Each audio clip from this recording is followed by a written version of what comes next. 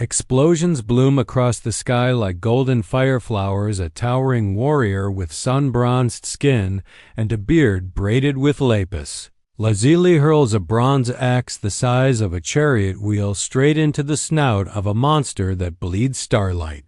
His best friend, a wild-maned giant who once lived naked among gazelles, fights beside him fist to fist, laughing like thunder.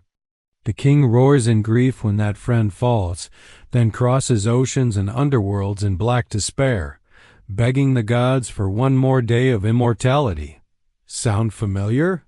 That is not a 2025 Marvel Phase 7 trailer. That is a story scratched into wet clay with a reed stylus 4,000 years ago. Before Rome, before Greece, before even the pyramids reached their final stone. The Epic of Gilgamesh is the first superhero origin ever written, and Hollywood has been photocopying it ever since. Think Thor without the quips. A demigod king so arrogant the gods literally manufacture a nemesis to humble him. Think Hulk before the gamma rays. A primordial wild man yanked from the steppe, civilized by sacred prostitutes and beer, then bonded forever to the hero in the ultimate bromance. Think Captain America losing Bucky, but naked cosmic Gilgamesh cradles Enkidu's corpse and refuses to bury him for 7 days until maggots drop from the nose. Think Wolverine's endless healing factored down to zero. A man who can punch guardians of the gods into red mist, yet spends the second half of his saga sprinting from death in animal terror. Even the Eternals movie slipped and named one of its immortals Pretty Boys Gilgamesh, as if Marvel could not resist signing the royalty check out loud. From Disney as Hercules Swagger to Netflix as Blood of Zeus chest-thumping to the god of war games Letting. Kratos wrestle divine bulls every time a studio needs a flawed ubermensch, who learns mortality the hard way they reach for the same 4,000-year-old blueprint. The story begins in Uruk, the mightiest city the world had ever seen, ringed by walls so thick a chariot could race along the top. Gilgamesh, 2/3 divine, 1/3 human. Yes, the math is deliberately impossible, because gods never bother with tidy fractions rules like a storm given flesh. He is taller than any man, stronger, faster, crueler. He claims the right of first night with every bride. He drags the young men of Uruk into endless building projects, forcing them to haul bricks baked in kilns that belch smoke like angry dragons. The people cry out to the sky goddess Aruru, "Make us something that can match this tyrant." So Aruru washes her hands in holy water, pinches off a lump of clay, and shapes Enkidu, a man-beast covered in shaggy hair, who drinks with the antelopes and frees animals from hunters' traps. Here's the twist.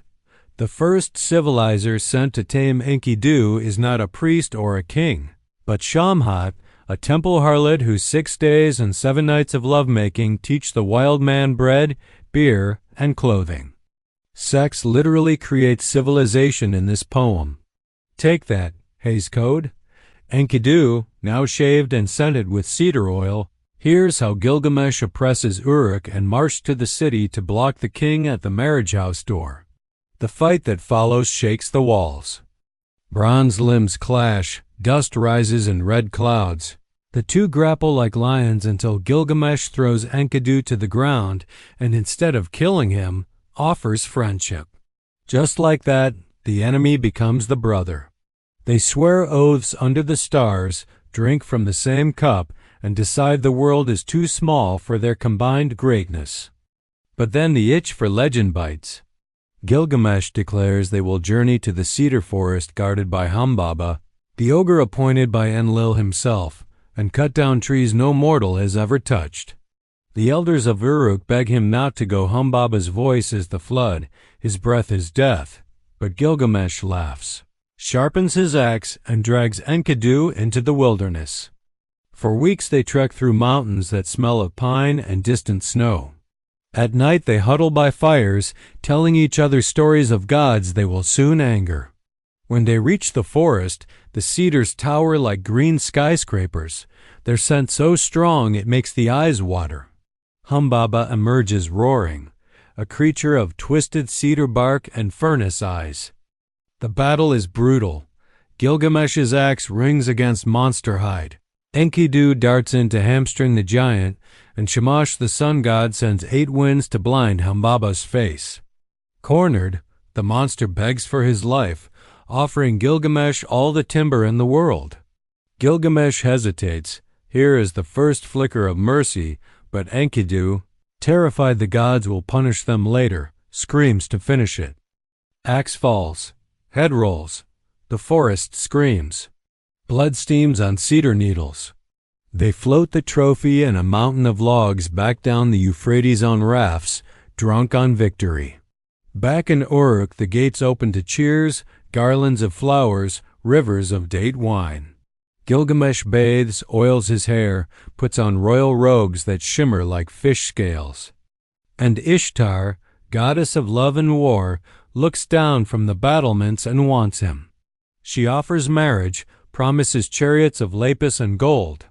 Gilgamesh, in one of the most savage rejection speeches in all literature, lists every lover Ishtar has ruined: the bird whose wing she broke, the lion she trapped, the shepherd she turned into a wolf.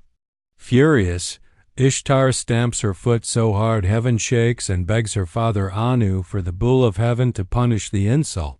Anu warns that the bull will bring 7 years of famine, but Ishtar gets her way.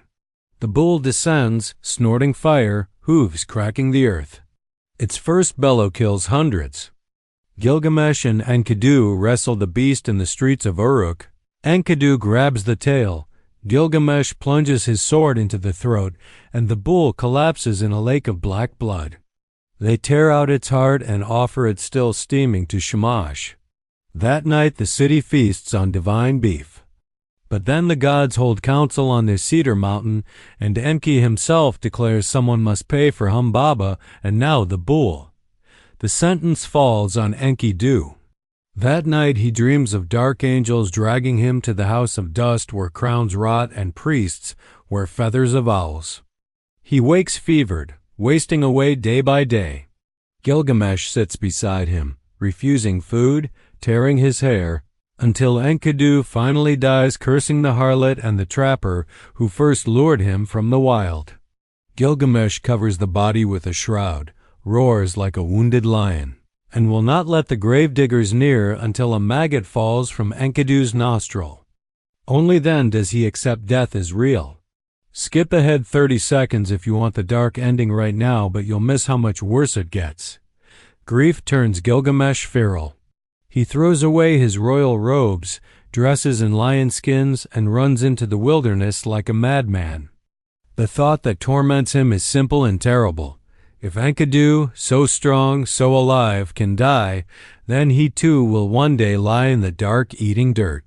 For the first time, the king is afraid. He decides there is only one man who has ever cheated death: Utnapishtim the Faraway, the Mesopotamian Noah who survived the flood and was granted immortality. Gilgamesh sets out across the world to find him. He crosses deserts where scorpions the size of dogs guard the gates of the sun. He reaches Mount Mashu where scorpion men with human faces and tails like fire let him pass only because his despair moves even them. At the other side lies the jewel garden where trees grow emeralds for leaves and rubies for fruit. But Gilgamesh has no eyes for beauty. He finds Siduri the alewife tending her tavern by the Sea of Death and begs her for passage. She tells him no mortal has ever crossed those waters, but Gilgamesh smashes her stone brewing vats in rage until she relents and sends him to Urshanabi, the boatman of Utnapishtim. Urshanabi agrees to ferry him. But first Gilgamesh must cut 120 punning poles because the waters of death dissolve anything they touch once. They pole across the bitter sea while Gilgamesh weeps so hard the boat nearly sinks. At last they reach the island where Utnapishtim lives with his wife an eternal afternoon. The old man listens to the king's story, then laughs gently. Immortality is not for men. To prove it, he sets Gilgamesh a test: stay awake for 7 days. Exhausted from his journey, Gilgamesh falls asleep instantly. Utnapishtim's wife bakes a loaf each day and places it by the sleeper's head. When Gilgamesh wakes, the moldy loaves prove he slept a full week. Defeated, he begs for any consolation. Utnapishtim tells him of a plant at the bottom of the sea that restores youth. Gilgamesh ties stones to his feet, sinks like a pearl diver, plucks the plant whose thorns cut like roses, and surfaces laughing for the first time since Enkidu died. On the journey home, Gilgamesh and Urshanabi stop at a sweet water pool to bathe. Gilgamesh lays the plant on the bank. A snake smells its fragrance, darts out, and swallows it whole. In the same instant, the snake sloughs its skin and glides away renewed, while Gilgamesh sits in the dust, holding nothing but the empty husk. He weeps again, but softer now, the tears of a man who finally understands. Here's where Hollywood usually lies. Modern retellings give Gilgamesh a glowing resurrection flower, or let Enkidu come back as a ghost sidekick, or end with the king punching death itself in the face. The real tablets do none of that. There is no triumphant return, no last-minute save. The plant is gone forever. The snake still wears the gift of shedding age, and Gilgamesh limps home to Uruk older, quieter, mortal. But then the final tablet, Tablet 12, which some scholars think was tacked on later, shows Enkidu's shade rising from the underworld to answer Gilgamesh's questions about what lies beyond. The answers are bleak. The more sons you leave behind, the better your ghost is fed. The man with no one weeps dust forever. Legacy, not immortality, is the only victory mortals get. Stand that ancient truth next to any Marvel climax and watch the seams show.